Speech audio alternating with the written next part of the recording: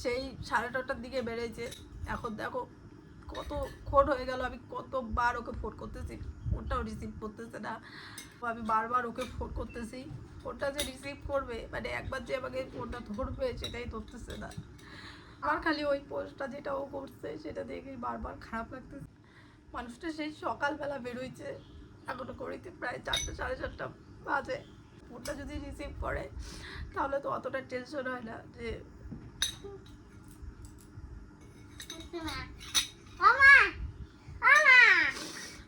এই দুটা বাচ্চাকে নিয়ে আমি কোথায় ওকে খুঁজতে যাবো, কিচ্ছু বুঝতে পারতেছি না।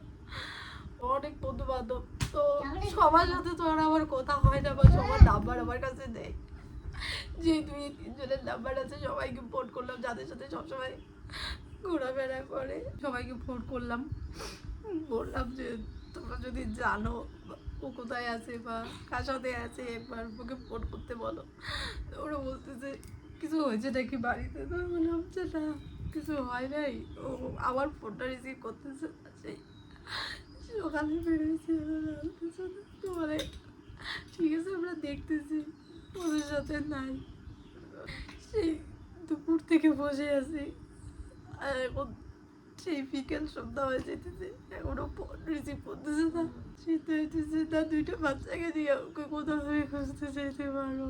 আমি চিন্তা করতে করতে আমার মাথা শেষ হয়ে যেতেছে। আমি বুঝতে পারতেছি, আজকে আসার সময় রাস্তায় বাইকে বলতেছিল যে এই যে আমাকে নিয়ে এত কিছু হচ্ছে, এত কিছু অপমান দেওয়া হয়েছে, আমার ছেলেগুলো বড় হলে ওরা দেখবে, দেখার পরে ওরা আমাকে কিভাবে, আমার বাবা মাতাল আমাকে বলে কি বলো, তুমি বলো। আমি শুধু একটা কথাই বলছি যে আমি জানি তুমি কি কি বললো, তুমি চুপ করে থাকো, তুমি তুমি চুপ থাকো। আমি জানি তুমি কি, তোমার ছেলেরা কোনোদিনও তোমাকে ভুল বুঝবে না।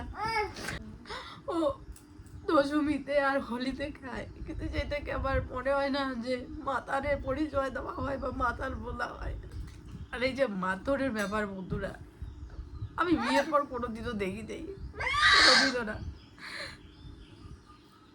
শুধু এটাই আমাকে ওর লাস্ট বলছিল যে আমার ছেলেরা আমাকে ভুল বুঝবে। আমি বলছি যে না, কোনোদিনও বুঝবে না তোমার ছেলেরা ভুল তোমাকে।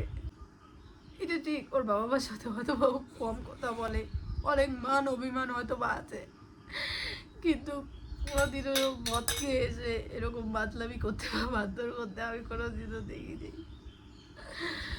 যতবার এই তোমাদের এই সমস্ত কিছু হয়েছে ততবার তোমরা আমাকে টানো যে এই সমস্ত কিছুর জন্য আমি দায়ী, আমি তানিশকে মানে এইসব করতে বাধ্য করেছি বা কিছু।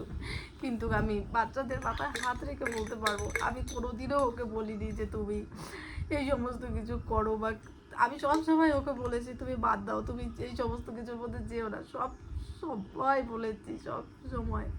আমি সেই জন্য দেখো আমি বাড়িতেই ছিলাম না এই কয়দিন। আমি আমি বলেছিলাম যে আমার এগুলো ভালো লাগে না, আমাকে এখান থেকে দিয়ে আসো, সেই জন্য ও মামির বাড়িতে আমাকে দিয়ে আসছে। এর আমাকে যতবার যাই হয়েছে সব সময় আমি মিলানোর চেষ্টা করেছি। আমি যেচে গিয়ে ওদের সাথে কথা বলছি, চলো ঘুরতে যাই, আমাদের বাড়িতে আসো, সব সময় আমি গেছি যেচে। আমি কোনোদিনও এই সমস্ত কিছু চাইনি, সবসময় আমি চেয়েছি চলো সবসময় মিল হয়ে থাকুক, ভালো থাকুক। আমার আর কিছু বলার নেই, আমার খুব টেনশন হইতেছে। দেখো বন্ধুরা, কত রাত্রি হয়ে গেছে, অনেক রাত্রি হয়ে গেছে এখন, তাও তরুণ আসতেছে না এখনো বাড়িতে। আমি এখন কি করি বলো বন্ধুরা, আমি এখন পাগল হয়ে যেতেছি।